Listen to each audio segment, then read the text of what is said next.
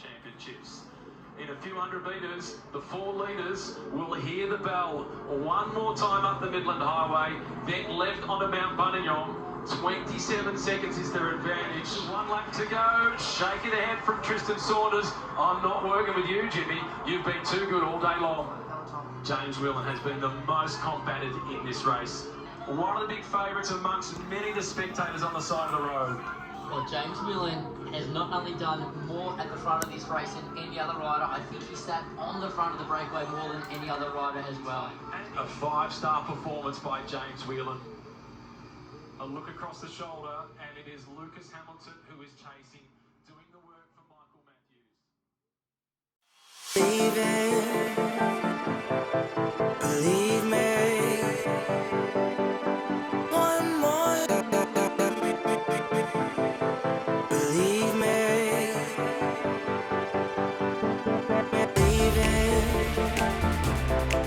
believe me,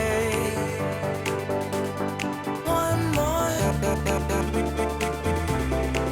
Believe me. Yo, bon dia, howdy, and welcome to today's episode of Tristan Take Video. Today I'm speaking with Australian cyclist Jimmy Whelan, who is, in my opinion, one of the strongest domestic riders that's come out of Australia in the last few years, who doesn't have a professional contract. If you guys were watching Australian Nationals, you would have seen that Jimmy absolutely tore the field to pieces, and he still doesn't have a professional contract. He absolutely obliterated a lot of riders who are getting paid actual money, while Jimmy is on literally $0. He's come from 3 years at Education First. Last year rode as a domestic rider, and this year in 2023 he's without a contract, but yeah, aiming to get one. So first of all, cheers for coming out for a roll with me. Just tell me straight up, first question, what's up with the kit now? Yeah, I mean, the perks of not having a job is that you can wear whatever you want to work. If I can still call this work, even though I'm not getting paid, but it's a shout out to Mitch Stocker. Mitchy. Mitch Stocker used to wear his kit, so riding for him today. All right, so before we get into what we're actually doing today, we'll tell you about that shortly. I just want to ask you, you spent 3 years at the World Tour already. You were with Education First, 2018, 19, 20? Yeah, so I was technically a stage year in 2018, but I didn't race. And then I had a 3-year contract, 2019 to 2021. Just tell me about those couple of years at World Tour. You were still young at the time and sort of learning and developing. I mean, before I went World Tour, I probably had one of the fastest developments into the World Tour that people have seen. I was a runner initially, stopped running in 2016, raced domestically in Australia in 2017, and then I rode for the Australian team in my first European bike race, won the under-23 Tour of Flanders, and then went pro a week after with EF. So I didn't have many bike races under the belt before I signed a World Tour contract. Well, now, serious question, do you think that was a benefit to you, or do you think it might have hindered your development? It's a question that I ask myself too. I always wonder if I turn pro too fast. I signed a World Tour contract before I'd ever grabbed the feed bag. The learning curve was real steep. When I signed that World Tour contract, I had no idea what I was signing myself up for. From a skill asset, from a technical aspect, I didn't have it. But from a physical aspect, yes. In cycling, your physical ability is nothing without a technical ability. So race experience. Yeah, and race like experience. I had no idea about the game of chess that cycling is. Being a runner, it's a much more simple, pure sport. Being a cyclist, the racing dynamics, the balls you need to have to race a bike. There was so much to it that I didn't know. And yeah, I guess in my EF contract over the 3 years, I learned how to race a bike in the highest level. As a Neo Pro, I think I actually did a pretty good job. I had 70 race days, got to learn what it was like on and off the bike, living overseas, all these things that the Australian has to learn. And then, yeah, at the end of my EF contract, it wasn't renewed. COVID year, I only did Tour of Poland and the Giro. Limited opportunities, and then I had 2 big crashes on my contract year. Broken pelvis, jaw, ribs. Crashed in the Basque Country on an oil slip, and then crashed on a big pothole in Wallonia in Belgium.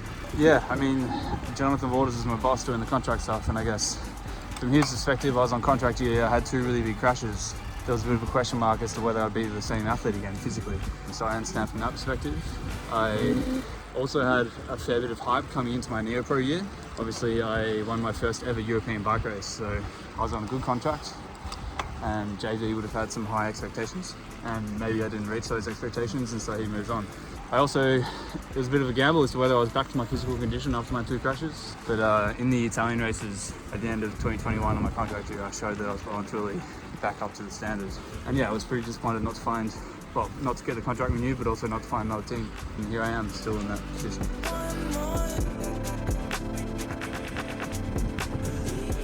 Yeah, shit, so that's all pretty heavy. But then let's lead into what most people are probably going to be watching this for, and that's for your summer of racing this year. Let's do a bit of a breakdown of your summer of racing and your training. Jimmy said to me just before that he didn't actually do any efforts, like specific intervals in the lead up to Australian Nationals. And if you saw Aussie Nationals, in particular the last, say 20 or 30 Ks, you'll know how strong Jimmy was. Just talk us through the fact that you did basically no specified intervals, but you did the training that was required to be really good at the race.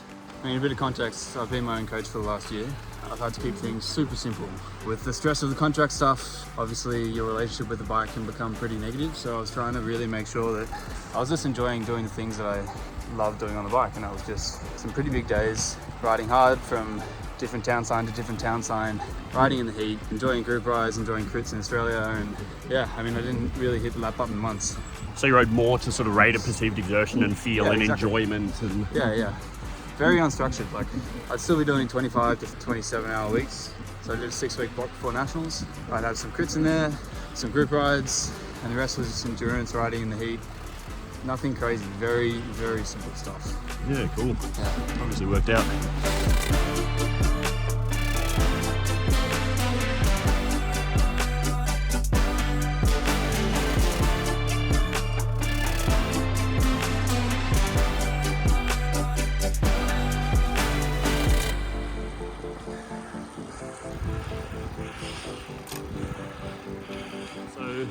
We were just talking about training before. Let's talk about some of the specific numbers that you were doing. What were you looking at mainly for Nationals? Training for Nationals is not about doing a crazy one-off 1-minute power. It's about being able to produce a good resistance fatigue, I guess is what the WorldTour calls it, where you can produce a really good 5-minute power on repeat after 4,000 kilojoules. So I was just doing some big days, and at the end I'd do some pretty intense 5-minute work, or even just 2-minute power, which is replicating attacks on the flat, but no like super specific where I'm doing 10 by 5 minutes, which is what some guys do for Nationals prep, because that's kind of like what the course is. Just to interrupt for a second, for you guys who don't know the course for Australian Nationals, it's 180 kilometers or just a bit under. It's got almost 4,000 meters of climbing. It's basically 16 repeats of a 5 to 6 minute climb, and then you kind of descend down and then you start to climb again. And so it's about a 5-hour race, or just under, and you've got to be able to do high 5-minute power towards the end to make it into those splits. So for the 16 bergs, there was only maybe 4 or 5 climbs that were really fast, and they were all over 400. 400 watts? Yeah. How much were you weighing on Nationals? 64 kilo, but I finished the race at 61 kilo, and my best 5-minute power was on the second last lap. So you could say I did 440 watts after nearly 5,000 kilojoules at 61.5 kilos. So. Yeah, so you're looking at sort of 7.5 watts a kilo after 5,000 kjs. On a hot Aussie highway. You said to me before off camera that when you rolled out that morning, you were like, I'm on a day here, you felt your legs. Yeah, the first few laps I felt really good. And yeah. like I was in my head getting pretty psyched, being like, I'm going to try and win this bike race today, and if not, I'm at least going to try and take the piss. So in terms of taking the piss, all due respect to the Green Edge boys, or Jayco Alula, they now are. There was 9 riders from Jayco. There was probably 8 million euros worth of bike riders on the mountain that day, and you basically did your best to tear everyone a new one. Was that part of your plan? I mean, you've got to be a bit egotistical when you're riding for yourself. What was your intention with Nationals? I wanted to show my strength on camera, which meant that I always had to be at the front of the race, which also meant I couldn't gamble and sit at the back in the peloton and hope that it would come together. Maybe tactically it was a better move for me to gamble all day and sit at the back and then come around the last lap. But given the context of my situation, I wanted to always be at the front of the race. I had good enough legs that day to be always at the front and always still have boards left. And so just back to the numbers thing, just tell us, what were your overall numbers just under 5 hours, and what were your powers and speed and things like that? I think we averaged like 38, 39 k's an hour for the race. Normalized power of 330-ish, average of 270 to 280. So you average 270 to 280 watts for almost 5 hours at say 60, average of 62, 63 kilos. You're looking at close to like 4.5 watts a kilo for 5 hours. Yeah, it's a lot of watts, and especially given the heat too. It was like 38, 39 degrees on the highway through the feed zone, so. Let's talk tech for a second, and you were riding a Specialized that wasn't the top Specialized. No, I was riding the working man Specialized, just the normal, they call it the expert frame. So an S-Works frame is about 9,000 Aussie, so. Just for the frame. 6,000 euro just for the frame. I was riding the cheap frame, a bit heavier, but everything else was high end. So I had Roval CLX clincher wheels, 60 rear, 50 front, 24mm Specialized turbo cottons. 24 millimeters. 24 mils, yeah, old school. That is old school. And so why was that? Why'd you go for the 24s? They're a bit lighter. They felt really nice. The placebo was really good. It's not a crazy technical course, so the cornering wasn't super important. Yeah, there's about one corner in Nationals that you really have to rail, and yeah. the rest you can kind of glide around. Yeah, exactly. So in the Australian road race, we'd see that a lot of guys are running skinny TT tyres just because of the rolling resistance and weight and how supple they are. Like on the Australian roads, it's really harsh bitumen, so having a softish tyre will roll way better than, for example, a GP, which is a bit harsher perhaps. Just back to the frame and the wheels, we come back to this point of not being a professional. You're purchasing all this with your own money. Tell me about your relationship with Bike Gallery. Yeah, I mean, everything that I had on my body with the bike, I purchased a lot of it, and I had a few people helping me out. So Specialized Australia, the legends there, and also the legends at Bike Gallery. They helped put my bikes together, give me discounts on parts. Obviously, it gets crazy expensive getting ready for this race if you don't have the support of these guys. So I'm pretty lucky. So big shout outs to the guys down at Bike Gallery in Melbourne for looking after Jimmy. You said to me as well, you purchased 2 ceramic speed bottom brackets for Nationals with your own money. Yep. It obviously pays off. You've looked into what the World Tour teams are doing, and I mean, you don't need to do R&D anymore. I said this before.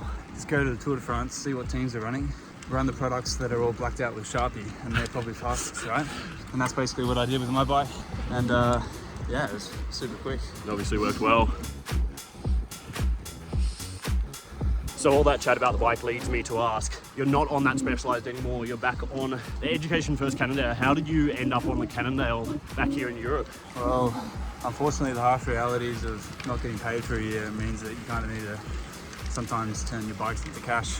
So I was allowed to sell my SL7, and I was able to pick up an old team bike from the Effort Service course 2 days ago for a good price. And I know I fit this bike. I know how I enjoy riding the Cannondale System 6, so yeah, that's where I am now.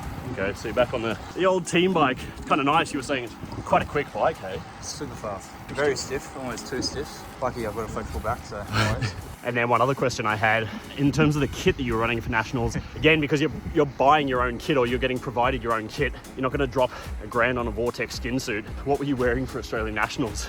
Well, it's actually really funny you say that. I actually contacted Vortex to try and get my local bike shop kit printed in their road suit, yeah. But I couldn't get it done in time. So in the end, what I did was I got the bib shorts and the nicks from my local bike shop, which is the Attaquer Bike Gallery kit. Took it to my local tailor and I was like, hey, can you tie this shirt and shorts together to make it look like this road suit, which was my old EF road suit?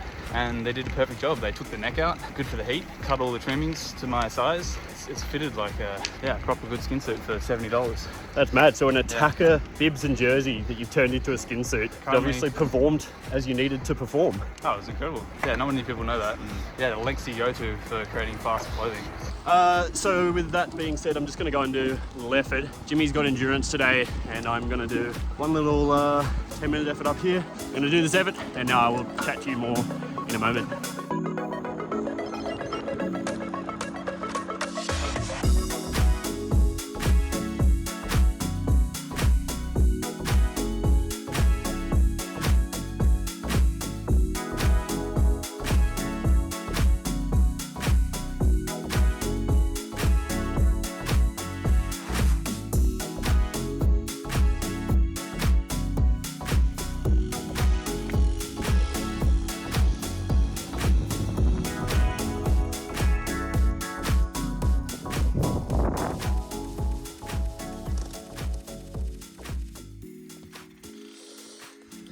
Nice. Alrighty, so we've just come up the Col de Condreu here. Up the top of this is 1,010 meters, so nice little spot, quite a bit of snow around. I do have to ask you, leaving the Australian summer to come back to Europe when you don't have a professional contract, it firstly must have been hard, but secondly, you're so focused on becoming a professional cyclist that you're pouring everything into doing what you can to be a professional cyclist, and part of that is being in Europe so that you can race races over here or be ready as soon as a team is like, hey, we want to chat, we might get you in a race. Tell me about your thought process with coming back to Europe while it's still this cold here and leaving the Australian summer. And Yeah, I mean, my situation is I'm still in talks with teams.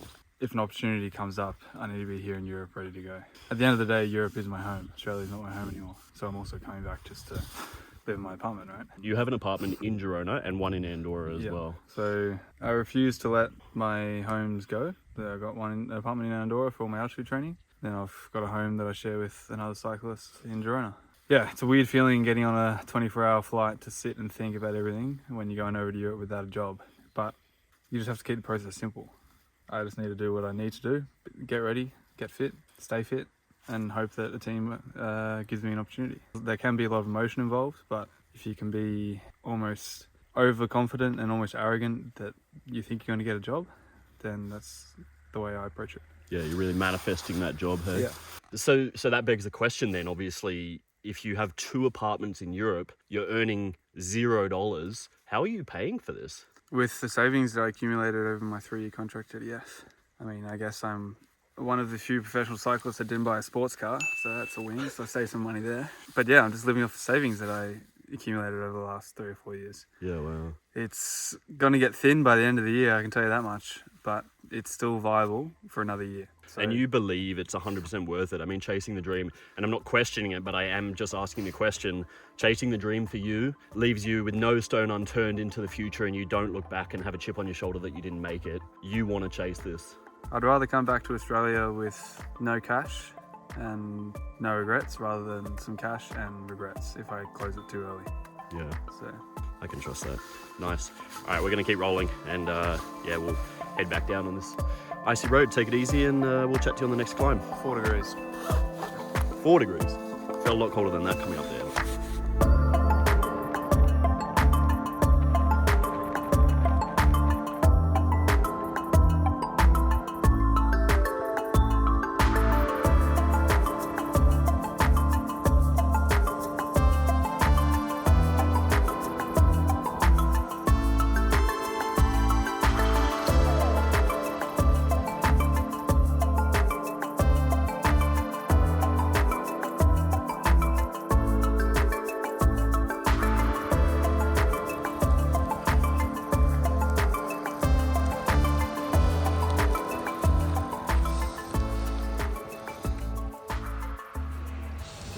Alrighty, so we're onto our second climb of the day now. Today we've got about, well, I'm aiming to do about 6 hours or so. Jimmy around the same. And then I've got a couple of efforts. I'm doing some 14-minute intervals. I'll tell you about more. I'm about to start my second one, the climb that we're going up the Col de Cubet, about 14 kilometers or so. 14k. I would call this the front door to the Pyrenees, the gateway of the Pyrenees. Guess up over this climb, you kind of eventually just roll into Andorra. Yeah, this is the way to Andorra, hey? Exactly, it's a beautiful climb. It's actually quite warm. Yeah, 11 degrees now, in the sunshine. Perfect. All right, I'll go and do this effort, and we'll chat to you more about the training that Jimmy's doing when we get to the top of this climb.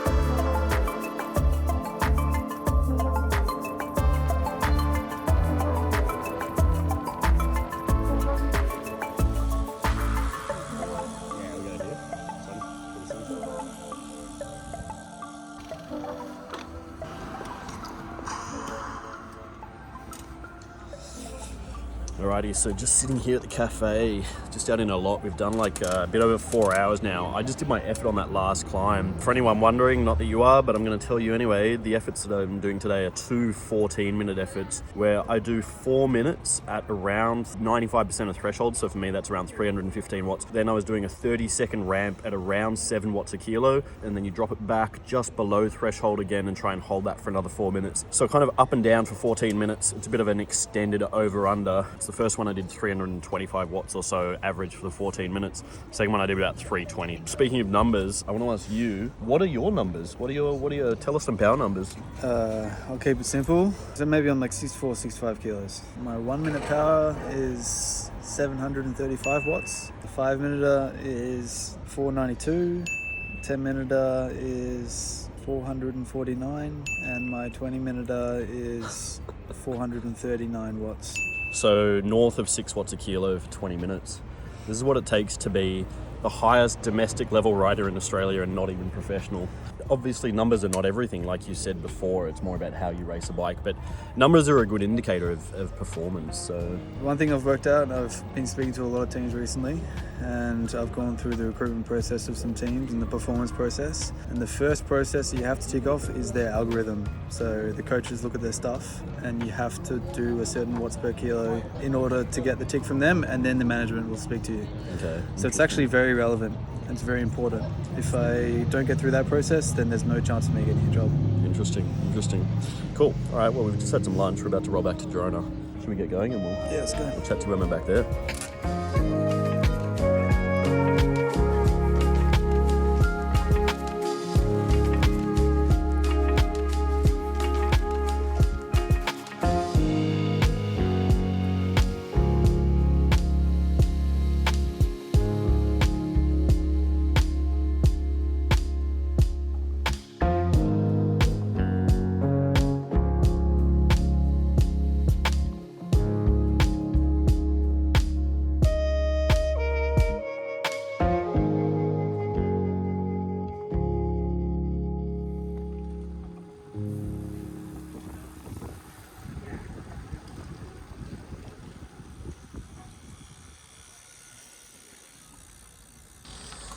Oh, perfect.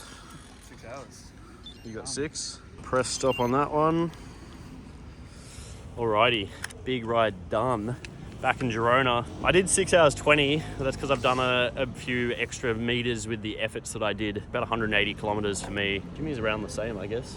More or less. So we're just rolling back into Girona just then, and we actually just came across Charles Aaron and Yelmer, who Charles Aaron is actually one of the owners of Human Powered Health, and Yelmer is one of the head performance guys with Human Powered Health. So what's interesting is that we've been talking about why Jimmy is in Europe and why it's so important if you want to be a bike racer that you actually need to be in Europe. You can't sit around in Australia waiting for the call. We're riding in, and those guys were also riding back from their ride, and Jimmy met Charles. And one of the really important things with cycling, like anything in life, it's not about what you know or how good you are, but it's also about the people that you know. So the chance for Charles to meet Jimmy, Jimmy to meet Charles, there's a connection there, and maybe something can come of that. Charles might be watching this. If he is, just want to say again, really vouching for this guy. Hey. I think a majority of Australia, I would probably not be wrong in saying that a majority of Australian cycling would love to see Jimmy get a professional contract. He's one of the most deserving guys. I'm not just saying that because you're sitting next to me, but I sort of am. But yeah, I think that it'd be cool to see by the time we check in with you next time. If it'd be nice if you had a contract, hey? Yeah.